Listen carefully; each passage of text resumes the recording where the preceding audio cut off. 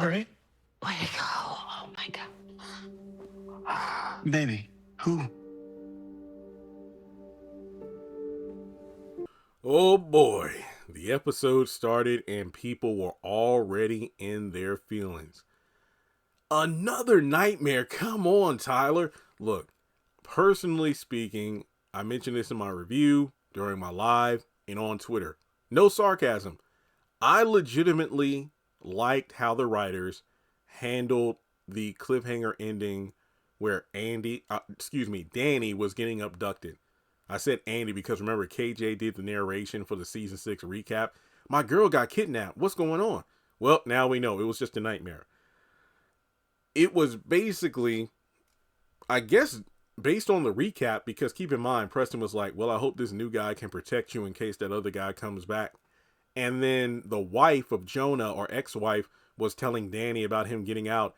And then this guy creeps up behind Danny in the parking lot. And it's like, no, I thought it was Jonah. But then we got a close-up of the guy and it's not him. But the recap kind of shaped it like, oh, it is Jonah. But Danny gets grabbed, goes on the ground, and then she wakes up. So it was a nightmare.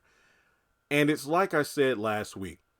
I don't know how the writers are going to handle this because we got a 3-month time skip. Will Danny still be abducted for 3 months?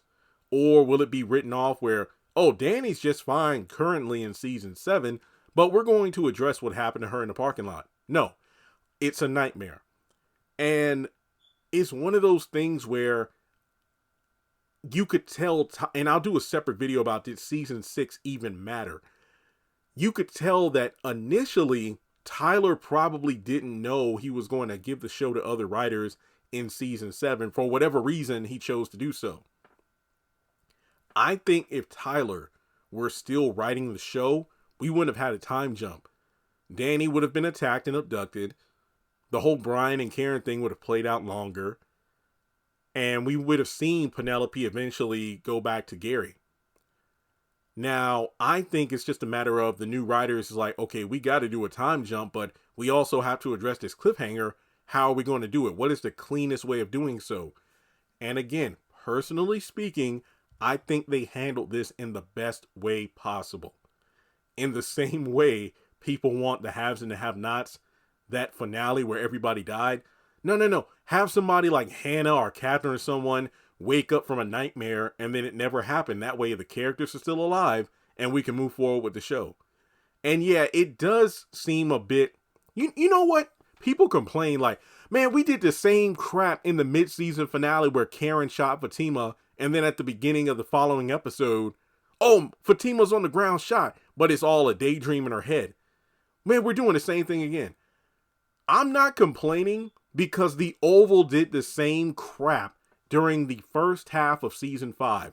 We had 3 episodes where the cliffhanger was somebody getting shot. But then at the beginning of the very next episode, that person was still alive. Sam shooting Bobby. Oh, they were rubber bullets and he wasn't shooting for any vital areas.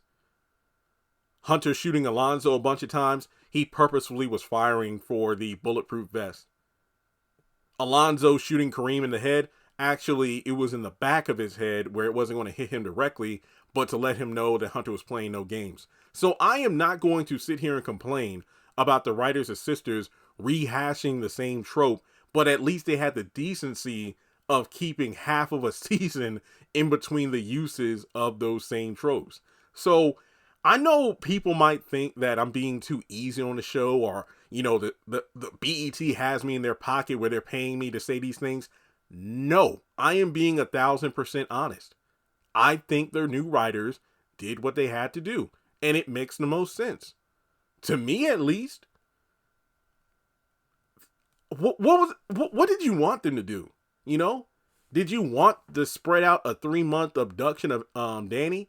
No. I mean, sure, we had a similar thing on the Haves and the Have-Nots with Candace and the Malones, but it would have been interesting, don't get me wrong, if Andy did get abducted, but not by Jonah for revenge, but if Danny got, you know, dragged into the whole human trafficking thing at the airport, that could have been an intriguing storyline because fans were like, is Bio involved in this somehow? What if Logan ends up saving her? Because remember, he was a cop that was helping, or undercover cop at the airport helping girls, get out of the trafficking ring. So that would have been an interesting way of redeeming the character after he tried to, railroad Sabrina and Maurice in order to get a promotion. So that would have been cool, but that's not the direction that the new writers wanted to take the show. Now, I don't know if I were able to talk with Tyler Perry. I would love to ask him, Mr. Perry, if you were still in charge of Sisters, what were you planning to do in season 7? What would the Tyler Perry version of Sisters 7 season 7 look like as opposed to what the new writers are doing? So you're not going to hear me complain about it. I made my feelings about it clear. I actually like what they did. I thought it was quite clever. Because I told you last week, I think it was a random ass cliffhanger of Danny getting abducted because it made no sense in the context of it was nighttime where we had Fatima and Zach getting Michael from Heather's apartment, and then we instantly jump back to day where you could tell this is Danny leaving her job to go to her car to go home to get ready for a date with Tony. And it's like it just felt completely cut and pasted from earlier in the episode to make for a compelling cliffhanger. Now, it would have been wild if we had a hiatus for like a couple of months and then we came back and it's like, wait, what? It was a nightmare? I would still feel the same way, but that's just me. So how did you feel about the way that the writers handled it? I know it was an instant turn off for a lot of viewers. People were like, I was confused as I don't know what watching the episode last night. So hopefully this video gave you some context.